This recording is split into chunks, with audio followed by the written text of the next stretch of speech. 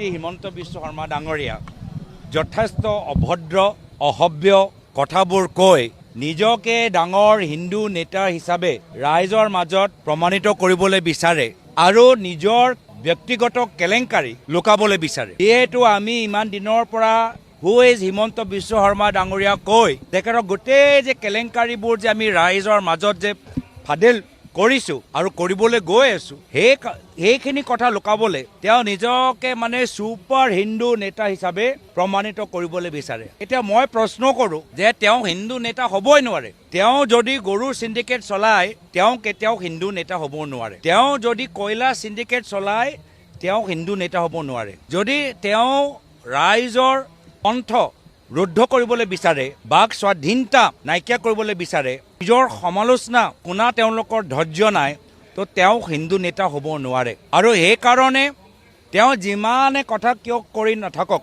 ৰাইজে জানে যে তেওঁ শংকিত চৰকাৰ যাবগৈ আৰু চৰকাৰ যোৱা মূল কাৰণ হ'ল তেওঁ ব্যক্তিগত কেলেংকাৰী আৰু পৰিবাৰৰ কেলেংকাৰী আৰু সেইকাৰণে নিজকে বচাবলৈ আজি আবোল তাবোল কথাবোৰ কৈ আছে।